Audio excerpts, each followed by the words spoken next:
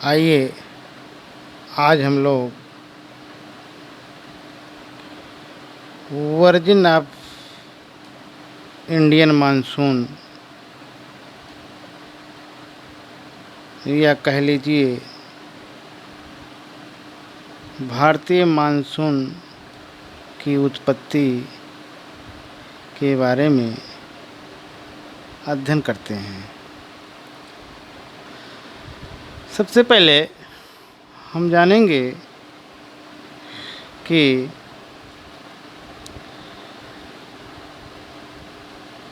भारतीय मानसून की उत्पत्ति में देखेंगे कि सबसे बड़ा प्रभाव जो होता है वो होता है सन का। मानसून की उत्पत्ति में सबसे बड़ा प्रभाव होता है सन का। ठीक, कि सन हमारा जहाँ जहाँ पहुँचेगा उसी के अनुसार सारी सिचुएशन बदलती रहती है। ठीक, तो आइए आज हम लोग मानसून की उत्पत्ति के बारे में समझने का प्रयास करते हैं।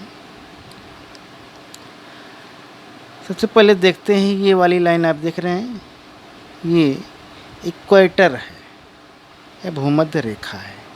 ठीक, और इस भूमध्य रेखा पर सन हमारा ये मार्च में, ये मार्च की सिचुएशन दिखाया गया है। ठीक, 21 मार्च को सन हमारा इक्वेटर पर वर्टिकल रहता है, अर्थात सूर्य की किरणें भूमध्य रेखा पर मार्च में सीधी पड़ती हैं।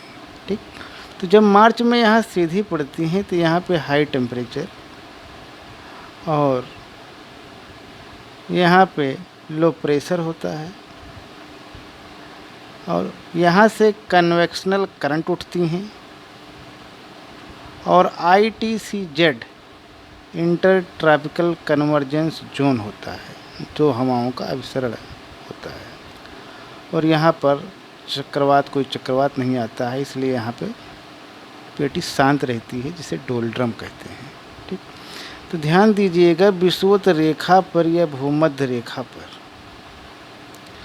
भूमध्य रेखा पर जब सूर्य हमारा लंबवत चमकता है तो वहाँ पे इतना अधिक टेम्परेचर होता है, कैसा, हाई टेम्परेचर होता है, और वहाँ पे कन्वेक्शनल करंट उठती हैं, माने गर्म हवाएं ऊपर उठती हैं और लो प्रेशर पाया जाता है और इंटर ट्रॉपिकल कन्वर्जेंस जोन होता है, और ये डोलड्रम बता चुके। इस प्रकार की सिचुएशन होती है।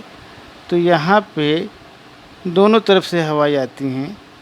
दक्षिणी पूर्व की जो हवा आती है उसको हम दक्षिणी पूर्वी व्यापारिक हवाएं कहते हैं, व्यापारिक हवाएं, और इधर से भी व्यापारिक हवाएं आती हैं, दोनों तरफ से व्यापारिक हवाएं आती हैं। ठीक, फिर उसके बाद यहीं से मानसून की उत्पत्ति होती है। लेकिन ये सिचुएशन है कब की, ये सिचुएशन है 21 मार्च की।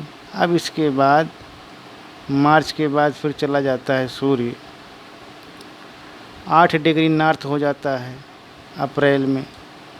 अप्रैल में जब 8 डिग्री नॉर्थ हो जाता है तो ये ITCZ और उत्तर चली जाती है, स्थल पर मुड़ जाती है। ठीक, तो यहाँ पर high temperature, convectional current, low pressure, ITCZ यहाँ बन जाती है। ठीक, ये अप्रैल की सिचुएशन है। फिर उसके बाद ये है 16 डिग्री नॉर्थ पे मई के महीने में सन यहाँ वर्टिकल हो जाता है। जब यहाँ हो जाता है तो ITCZ यहाँ चली जाती है, ITCZ यहाँ चली जाती है। फिर उसके बाद जून के महीने में ITCZ कर्क रेखा पर लंबवत चमक होता है। मैंने कहने का मतलब ये है कि जून के महीने में सन हमारा कर्क रेखा पर वर्टिकल होता है, लंबवत चमकता है। और लंबवत चमकने के कारण जो ITCZ है ये उत्तर की तरफ और टर्न हो जाती है, क्योंकि यहाँ थार का मरुस्थल है, बहुत अधिक हीट हो जाती है यहाँ पे।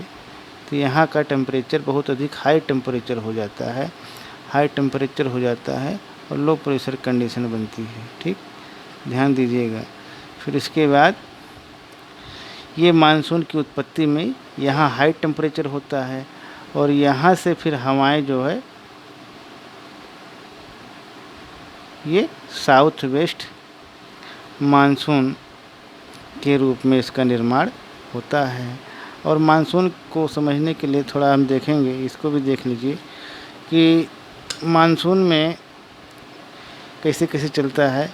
ये देखिए, मानसून मई में यहाँ रहता है श्रीलंका के पास में 20 मई, फिर 25 मई को इधर आ रहता है। फिर 1 जून को मानसून केरल के पास में और मिजोरम में रहता है। फिर 5 जून को ये कंडीशन होती है। 10 जून को मानसून लगभग आधी इंडिया को घेर लेता है। फिर 15 जून को यूपी गुजरात में प्रवेश कर जाता है इस इलाके में।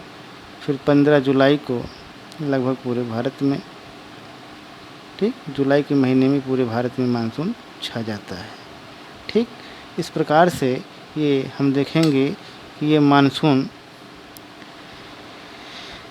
की उत्पत्ति में हम आज यहीं तक इतना समझने का प्रयास करेंगे कि मानसून की उत्पत्ति में जो हमारा जहाँ जहाँ सन रहता है, मानिए 21 मार्च से, कहने का मतलब 21 मार्च से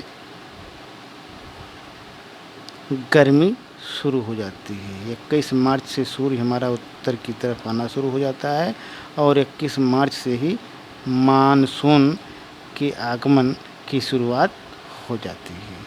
ठीक, आज यहीं तक, धन्यवाद।